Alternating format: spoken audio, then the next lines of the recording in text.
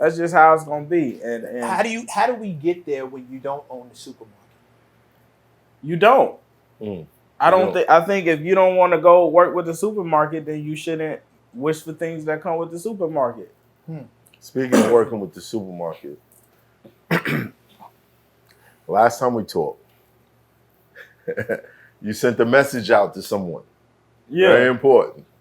And you were like, nah, I need to talk to him. Yeah. What is staff doing? Like, the people that work for you are a reflection of you. Like, right. Did you ever get that conversation? No. What are we talking about? You want to clear that up? I think it'll happen. The universe will align it if it's meant to happen. It might be one of those things where a nigga like, fuck that nigga. You know, and I understand that too. Shit, I get both sides of it. So right. You feel me? No, it didn't happen. But yeah, I understand whether it does or whether it doesn't. You feel me? Run the situation for me. He got a Rock Nation contract with no numbers in it. Yeah. I mean, I'm sure someone made a mistake. Yeah. But at the same time, that's a representation of your business. So yeah. I'm not sure if someone made a mistake or not, but you feel me? It's just like contract. It is what it is. But I get it. You know, even then, like I'm grateful for any attempt to help that anyone has given me. You know, at this point, like back then, I felt the way because of who it is and how it was. But it's like, that shit don't even be personal. A nigga was probably just trying to help in a way that he seemed fit. But for me, it wasn't fit. You feel me? So it's like, it is what it is. Since then, though, you've done business with Live Nation, correct? Yeah. How was that? Okay. How was it? Not Rock Nation, though. Live Nation. Live Nation is the live performance promotion. Right. Rock Nation is like a bridge between Live Nation and Rock. No, they're completely different entities. No, Rock Nation is more management, right? And then Live Nation. Rock Nation is a label. I never looked at them like a label. Rock Nation is a full service label. They have artists signed to them. I was always under the impression that there was more management. I don't know. They do management as well, but they got a full label with artists. Yeah. People. To the artists who are watching this, just remember, the culture of business is not to help you. The culture of business is to make the best deal possible for yourself. For yourself. Not for the person across the table from you. It's for you. You're supposed to make the best deal you can for you. And it doesn't matter how ignorant the other person is, how unknowledgeable they may be. The goal is to make the best deal for you. And there's nothing personal in that. So if somebody is coming at you with a contract that doesn't have any numbers in it, you have to understand that they're doing that because they believe this is the best thing that they can do for them. And they think they can get away with it. They're trying it because they think it's going to work. I mean, and when you go high level, MECC, I told you write those numbers in, so don't put me in that category. You know what I'm saying? I told him write it in. You get that, right? Just write it in. Everybody's supposed to do what's best for them. And when you go high level, like it's just an offer.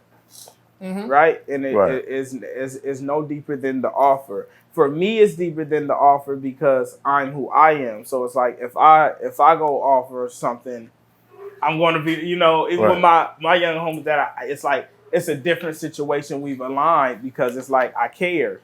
And not to say that a nigga don't care, but it's just like everybody does differently with their business. The research should have told them to offer you something different than what they did based on your background, based on what you bring in, et cetera, et cetera. Business-wise, the offer came across uneducated, coming across like they don't know who you are. Right. Am I right? But sometimes agree or disagree? See, this is the part that had me like, I don't fully agree because when the second offer came, it was more reflective. It was just like, why isn't this the one I received initially? Right? That was the only part that had me like, it's already a discomfort. Right. And since it's this discomfort and I ain't got to talk the whole process, like A nigga done hit me like, man, I want you to come over here, nothing. But I also understand that it's like you empower people to run that side of it. It was just like, it just wasn't for me.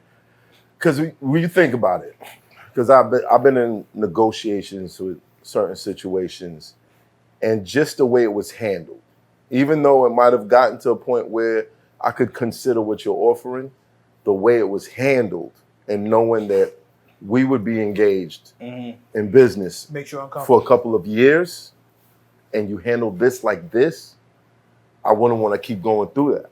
That's what it was. So sometimes it is better, you know, if you're a business, to put your best foot forward, because not everybody's, some people believe in themselves. You know what I'm saying? Some people believe in themselves. Right. And it's like, nah, I can do better than this. And I'm going to figure out how. And that's the thing. And I feel like you have that due diligence to do better for those people that are better and believe in themselves. Like when you know something is the next thing and it's like, bro, it's very clear. That's why we here. You know, I think those come with an extra due diligence. That's like, you don't treat it like everything else. But I guess some would say it's like you do. You treat it like, you know, yeah. Everybody's different in their perspective on it. Calculated risk. And somebody made a calculated risk and they bet wrong.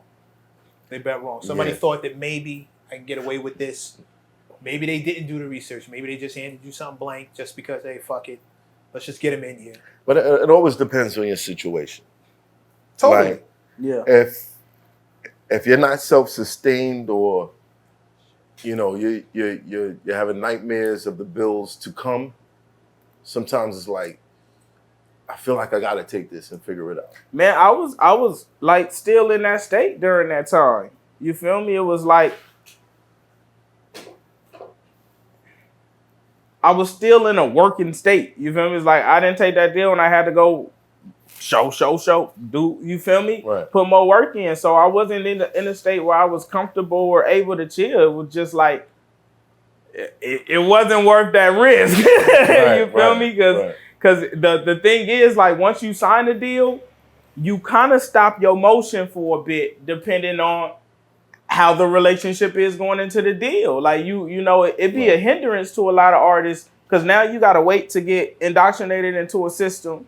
And then you have to, it's a different process now with you releasing. Instead of you just releasing, you got to submit it. And submit it with this, and then they got to go. It's just... sometimes it's a month turnaround to get a budget for a video. Or longer. And it might have been a song that was supposed to hit right then and there. Perfect moments. But you got to wait for that budget or spend your own bread and kind of wait till they hit you back with it later. Joyner Lucas was here and he was talking a lot about that and how much he kind of like loathed the situation that he was in. Because he felt like because he was a rapper, a lot of people didn't believe in him. And on top of that, the business and the structure of it didn't make sense for what was going on right now.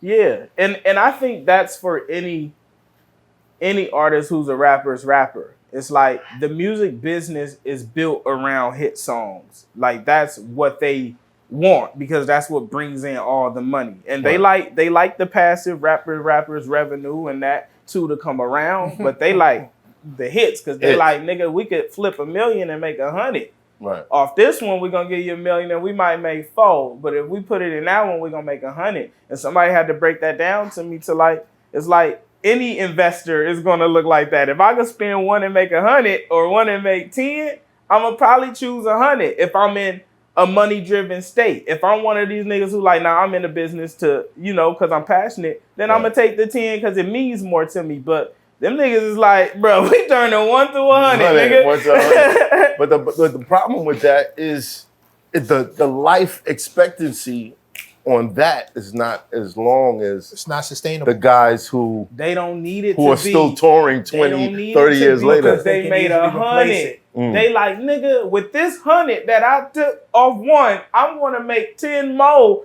that's gonna last me the next, you know? So it's like you could there's several ways to get to 30 years, right? One is like straight 30, one is 5 years 6 times, one is 10 years 3 times. You feel me? So you get to determine how they want to get there. They're just taking the shorter route to get to the same destination. Right. I think the problem we're running into now is the shorter route is the one is the only one that they're interested in. They're not going after the guy who's gonna have a 10, 20-year career and you're being business with him for the life of his career because you're treating him right. He's making $4 million, you're making $4 million, everybody's happy.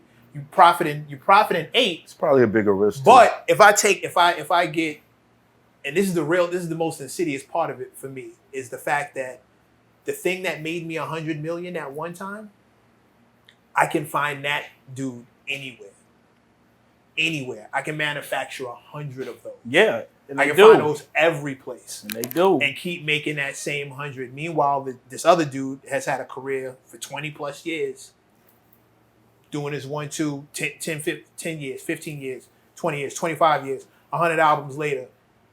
Millions and sold, millions this, millions that. Yeah, see, but the thing is like, having one nigga who made 100 million versus having 100 niggas who made 30, it's like their math is like, nigga, that don't add up for what we have to. It just feels like greed to them. It is. It feels this pure greed. It is. And it definitely is. It's a culture killer. Greed kills culture. You can't. Those two don't mix. Right. They don't mix because culture is not something you can microwave. That's why we got to be cautious on who we sell culture to. But like back then when they was selling everything, niggas, that was the first time niggas was realizing they could sell their companies, you know, after they built something, they're like, nigga, you gonna write me a check for 100 of them things? So it's like, of course, like, but going forward, it's like that shit that we have to be cognizant of. And we often do it. Like Timberland and Swiss is just now getting verses back because it's like they sold culture.